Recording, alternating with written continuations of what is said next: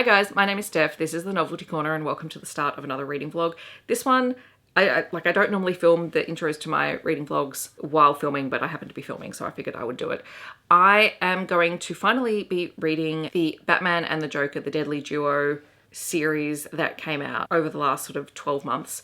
This was written by Mark Silvestri and Arif Prianto, and I remember hearing Ashley talk about it. I can't remember whether this was before or after she started Realm of Comics. So Ashley is from Bookish Realm, but she also has a comics channel, Realm of Comics, and I'll leave them both linked down below, and her recommendations are fantastic. And I remember her talking about this, and for what I remember, because I've not read anything in it yet, and it was a while ago, is that it is a situation where Batman and the Joker have to team up and work together to solve something. And I've just slowly been collecting the issues as they released online because I foolishly thought I was going to read them as they released. Otherwise, I probably would have waited until we got the bind up. As it stands, I have all of the issues and I thought I would just sit down and read them all together and then film a vlog for it because I haven't done that with a comic series for a while. So stay tuned. My thoughts will be incoming and I'm really looking forward to diving into this because it's been a hot minute since I read anything in the Batverse and I love my time in there usually, so this will be good. I have a clothes horse full of baby onesies. These are for my sister's baby shower next weekend, but they are tiny little doll's clothes. So I haven't started reading yet, but we are going to be decorating the onesies for my sister so that she's got something hilarious to read on the front of the onesies during night changes and things like that, but I had to wash them all. They're so tiny, they're so small. Before I can read comics, I must proofread reports. Not my most favourite thing in the world. All right, reports are done, thank God. I'm going to start reading Batman and Joker, the Deadly Duo. Now I have a sneaking suspicion I might be missing one issue, but that's fine. That's fine.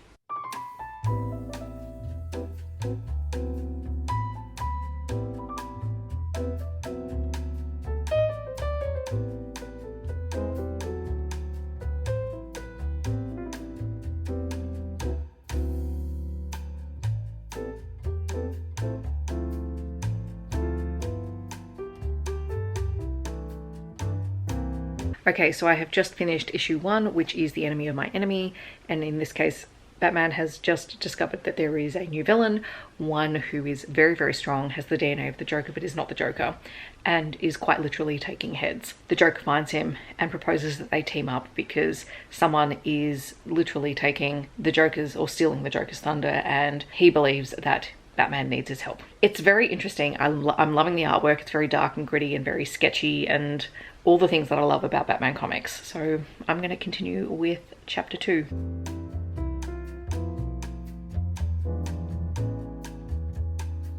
Okay, so I've just put the heater on so that you can hear that in the background. I'm sorry about that.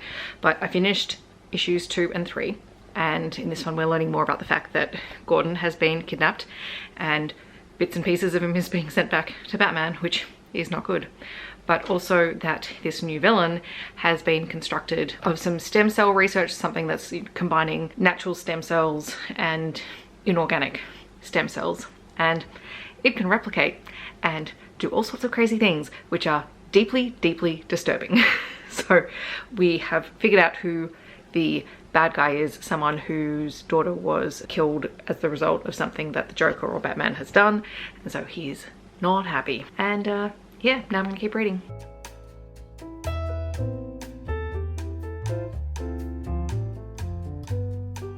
Okay, so I just finished issue 5. Batgirl is in this one. So excited. I love Batgirl. I love when she turns up in things. Just makes my heart happy. Anyway, still incredibly disturbing because they are recreating a wedding, but they are mounting people's heads on pikes for the wedding. Bit disturbing. Very Batman story. Yes, I have 2 more issues to go, so I might wait till the end and then wrap up all of my thoughts unless something pops up in the middle of reading.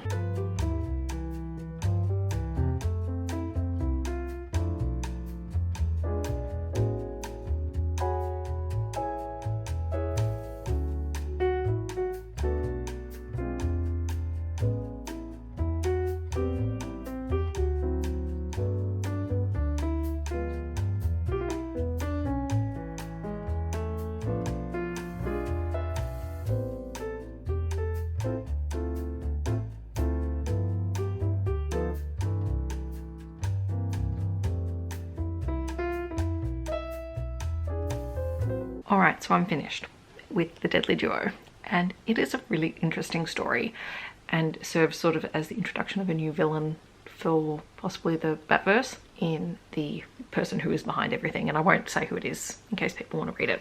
But essentially in this story there was a very high society wedding that went horribly wrong when the Joker and Harley Quinn interrupted it, and many people died, and as a result someone in that party was genetically modified, came back, is now basically impervious to everything, and is set on recreating Gotham in their image. This person manipulates the Joker into working with Batman, and so that's where this comes into it.